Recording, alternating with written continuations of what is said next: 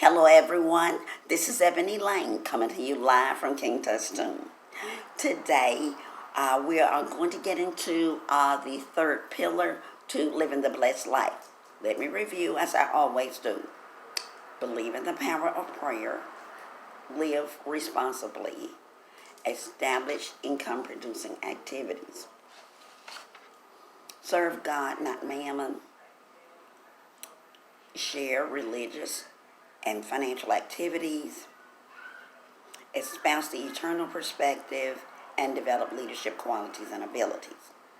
Now, what we have learned is that as we start into one pillar, we learn how it leads into the next and goes on into the next. Now, by now, our third day, we should be settling in to having a prayer-driven life. Maybe we forget some of the time zones, but when you do remember, just do it right then and there to the one that's closest, and then it'll kick in. Now, yesterday we did live responsibly. Just as I was finishing, I ran out of storage. So let me state what I was trying to say towards the end. Is that when you find yourself in a negative environment, there's nothing you can do about it. You're in line at the post office. You're getting your nails done. Jesus, Jesus, Jesus 3 times will run the devil away. Put you back into your theta. Also, making the sign of the cross. It's not only for Catholics. The sign of the cross will also put you back into theta. Okay, so now let's move on into E, establish income producing activities.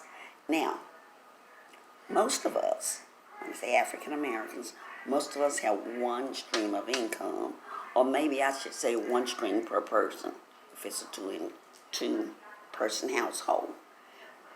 Now, that has worked well for most people for a long time, but that's not the easiest and most stable way to have income, especially in the economy that we find ourselves in. Now, let me go over a few things. We know we're supposed to live responsibly. We know we're supposed to keep ourselves informed of what works for us. Let's do a little bit more of that today in establishing incomes. Excuse me. Now, African Americans comprise 14% of the total U.S. population. Now, I'm from the Deep South, y'all. I was raised where we were 80%. So that's unusual for me.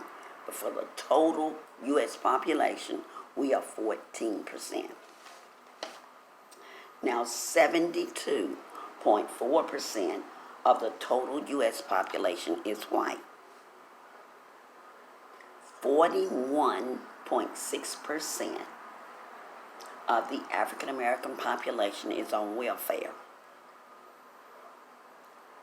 There are more whites on welfare than African Americans.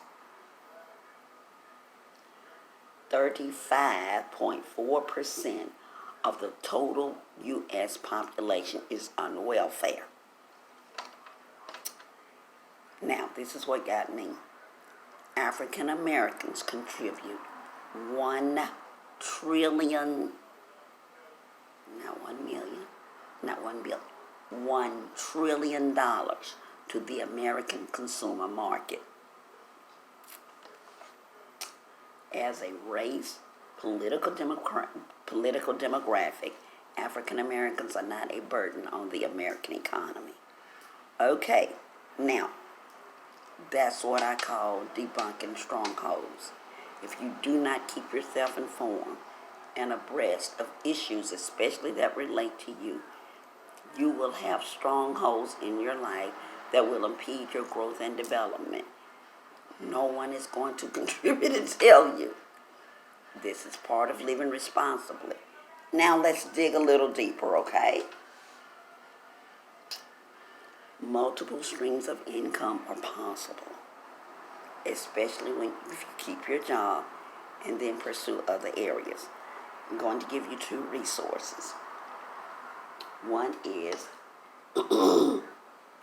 www.hisandhermoney.com black /wealth school, as in WEALTHSCHOOL.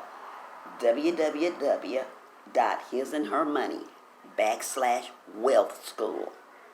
The other reference, www.lynnlynn.com. Now, with that said, these are websites with information as to establishing a sole proprietorship. Whatever you do, you need a sole proprietorship business. Now, I was aware myself that you can get tax write-offs for the space you use, the electricity, the gas you use for your car, a certain amount off your home mortgage. But according to Ms. Richardson, there are 467 different exemptions that you can get from the IRS.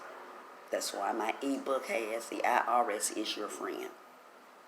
We cannot afford not to avail ourselves of this information. So if you have any questions, any suggestions, please contact me at kingtouchtoon@yahoo.com. I enjoy talking with you. I enjoy swapping information. Love you. Take care. Bye now.